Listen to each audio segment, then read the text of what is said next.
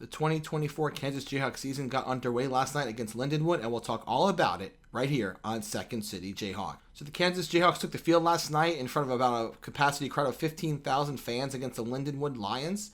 They came out wearing some different uniforms last night, like a powder blue, kind of representing maybe a different team from Kansas. The Kansas City Royals is what it reminded me of. And it was definitely an interesting look for them to play in those uniforms last night at home. The home for the time being as they renovate the stadium there in Lawrence. This was the first game in over 200 days that Jalen Daniels stepped on the field. So a lot of anticipation for not just him, but the entire team. And they looked ready to go, but not right off the start. It was a good opening drive they had to score. There was a balanced attack, running the ball with Devin Neal and Jalen Daniels slinging it down the field. Eventually, the first drive ended with a 5-yard touchdown by Devin Neal, and basically he didn't get touched when he went into the end zone, so they went up 7-0. And then the next drive, Lindenwood went on a 9-play drive. They did go on 4th down, but their quarterback, Nate Gantz, was sacked, and they ended the drive there for Lindenwood. So then Kansas would get the ball back. And this was an interesting play early in the first quarter. Jalen Daniels did like a reverse, like a jet touch pass to Quentin Skinner, and then he went for about 27 yards, and then he got hit from behind. He lost the football, and as they showed the replay, it looked like it might have hit the ground, and the ground might have caused the fumble. But according to the officials that they told Lance Leopold after the game, the replay system was actually down at the time, so when the fumble occurred, so the turnover stood, and so that gave the ball back to the Lions. So obviously a drive that the Jayhawks could have gone and scored points ended up going back to the other team in that event. And then the next drive for Kansas actually resulted in another unfortunate turnover. It looked like on that play that Jalen Daniels was looking for Luke Grimm on a comeback route, and it looks like there's some miscommunication on that route between the two of them, and Daniels threw a costly interception. And that was the second turnover of the game, of the half, for the Jayhawks. Definitely not something you wanted to see from them early on. But it looks like they started to turn on after this. Lindenwood had went 3-and-out on the next drive. And then, so on the next drive, it was first down on the 26-yard line. Devin Neal just took off and gained 53 yards on a huge run, and nearly getting to the edge of the red zone for Lindenwood at the Lindenwood 21-yard line. So a big run to kind of to boost this offense and get them going early on in the first half. And then a couple plays later, Devin Neal was able to punch it in for a second touchdown of the evening, putting up Kansas 14-0. And then, like I said, after that run of Devin Neal, like I said, Kansas really started to figure it out. The next drive for Lindenwood did result in points, but not for them. The third play of the drive, the quarterback threw a pass, and senior Mello Dotson jumped the route and was able to pick off the pass and take it for a 33-yard pick six. The score was 20-0 after they missed extra point. But like I said, that run by Devin Neal kind of woke the offense up. A big 50-plus yard run for the running back for Kansas, and it really seemed like to get this offense going. And after that pick six was 20-0. And it just seemed like they kept piling on after that. The next scoring drive for Kansas, Jalen Daniels really did a nice, beautiful play fake and threw a 58-yard strike to Luke Grimm for a touchdown, putting up 27-0. And then they ended the half. They had a really good, impressive drive. They started on their own 5-yard line and eventually got to the end zone with about 4 seconds left and scored a running touchdown with Daniel Hishaw going up 34-0 at halftime. So the first half for me, it started slow. It started very slow for Kansas. A 7-0 first quarter was not something I think fans were expecting. A lot of miscommunication, like I said, that pass by Jalen Daniels to Grimm and the turnover by Skinner. Although, like I said, that the turnover should have been reviewed, but they just couldn't do it at the time. But the pass by Daniels to Grimm was definitely a miscommunication error on the receiver and quarterback. But other than those two blunders, Kansas really kind of, like I said, got alive towards the end of the second quarter and really just took off, scoring 27 points in the second quarter, going up 34-0 at halftime. And the second half, they took out Daniels and Neal out of the game to give some backups playing time, so their day was done. Cole Ballard, who's a redshirt freshman, took the lead in the third quarter, and that was kind of where things went.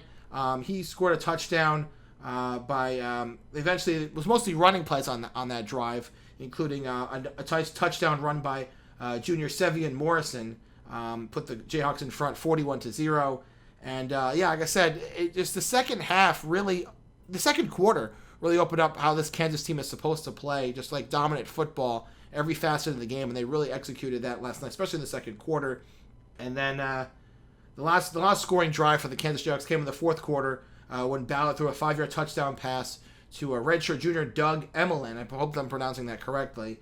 And so that went up 48-0, or excuse me, 41-0. No, that was 48-0. Excuse me, 48-0. The touchdown pass to Doug Emelin was 48-0. Excuse me, 48-0 after the touchdown throw from Ballard to Emelin. And Lindenwood only got a field goal, which was good. I mean, if I guess you want to pitch a shutout, you pitch a shutout, but it is what it is. So they got a 34-yard field goal after a pretty lengthy drive for the team, a 14-play, 75-yard drive, which took about 7 minutes off the clock for Lindenwood. So a good lengthy drive. Luckily, Kansas didn't allow a touchdown. That was nice for them. It's only good for the defense and the confidence of the defense to only allow a field goal last night. And then the Jayhawks ended the game on a 9-play, 41-yard drive. They ran out the rest of the clock. And Kansas ended the game with the ball, and they won in front of their home crowd at Children's Mercy Park, 48-3. So what I said on the podcast yesterday is that Kansas needed to come out and make just a comfortable win. That's what they had. In the first quarter, it looked like it might have been tricky because, like I said, a lot of offense from them, a couple miscues on offense. But again, they eventually found their form and turned it around, and it really showed last night in that game against Lindenwood. And everything, I think, if you're a Jayhawk fan like myself and looking at this team with different eyes than previous years for a Kansas football team, they looked like they wanted to last night and looked like the team that we expect from them this season, especially that throw by Daniels to Grimm, that 58-yard bomb he threw. It was a beautiful play fake and just a show of Jalen Daniels' arm strength on that play last night. So you expect this team to do those things, like Jalen Daniels slinging the ball and Devin Neal running as much as he could. He had over 100 yards last night with 2 touchdowns. So Devin Neal really stepped back on the field last night and really showed why he's one of the best running backs in not just the Big 12, but the entire country. And I expect more from him and the rest of the team going forward, as they looked exactly like what you expect from this team. All the hype surrounding them, they're ranked in the top 25. Jalen Daniels and Devin Neal are definitely perennial Heisman candidates, I think, up there for sure. So definitely the team that you expected to see, we saw last night. Of course, it's against a lesser opponent. That's a given. However, they looked the part last night in the game against Lindenwood at home. So Kansas outgained Lindenwood by nearly over 330 yards. Lindenwood only amassed about 200 yards of offense. Kansas gained a whopping 530 yards, with 331 of those coming on the ground. Both teams were efficient on third down. Kansas going for 6 of 10 on third down, and Lindenwood went 7 of 16. Kansas goes to Illinois next week, take on the Fighting Illini, who actually they pitched a shutout themselves. They pitched a shutout, beating Eastern Illinois 45-0. So obviously the level of competition steps up for Kansas. They have to play a Big Ten team who's won a game also. So they're going on the road, which will be a game I will be attending. So definitely keep tuned to this channel here. There'll be a lot of footage from that game, a lot of analysis going forward, and definitely expect some really good stuff going into that game next week when they go to take on Illinois here in the state. So like I said, Kansas did what was expected of them. They controlled every facet of the game. They won big. Daniels and Neal only playing the first half. That should mean they're ready to go against Illinois next week. So it's a good start for Jayhawk fans in this 2024 campaign. I watched the game last night, and it was very exciting to see them back on the field. Like I said, those jerseys were very different looking for sure. I expected maybe wear the red ones they debuted or something else, but they wore something different that I didn't expect. And it definitely got a lot of looks, and the crowd was into it. The crowd really liked that was displayed on the field. So, again, a really good performance by everybody on the team. Starters, backups, everything looked like it was supposed to for this team. But again, they were playing a lesser team, a team that really shouldn't have given them problems, and they really didn't for the most part. I mean, obviously there's some issues here and there. Like I said, the turnovers and a couple of big passes here and there. But for the most part, Kansas really did everything they wanted to in this game on offense and defense. And they made good work of Lindenwood last night at home. And like I said, next week they were playing the Illinois Fighting Illini on the road. So the schedule really starts for them now. Illinois is up next, and after that UNLV, And then, like I said, we'll go over the schedule as we go forward in the season. But the season really starts for them next week, I believe, against Illinois. So it's an opponent I think they should beat, but it's not going to be as easy as this one. I don't see that happening. But again, Jalen Daniels playing only half as Devin Neal as well. It should definitely give them more opportunities to play next week against Illinois. I think that you'll see more of them on the field this time. Unless it's a blowout, then you'll probably take them out for safety reasons and just, give the backup some playing time. But I think the game against Illinois will be closer for a little bit, and then I think Kansas will pull away. Hopefully, I'm hoping. But I think, again, I believe in this Kansas team. I've looked enough stuff up on my own and kind of studied this Kansas team defensively, offensively, the coach, everything, the culture that Lance Leopold has brought to this team looks like it's something that I think you should really buy into. And Kansas does play in the Big 12, so obviously they have to deal with a lot of teams like Kansas State. UCF won big last night, Colorado, West Virginia. So there are teams, and of course Utah is one of the perennial favorites to get to the 12-team playoff.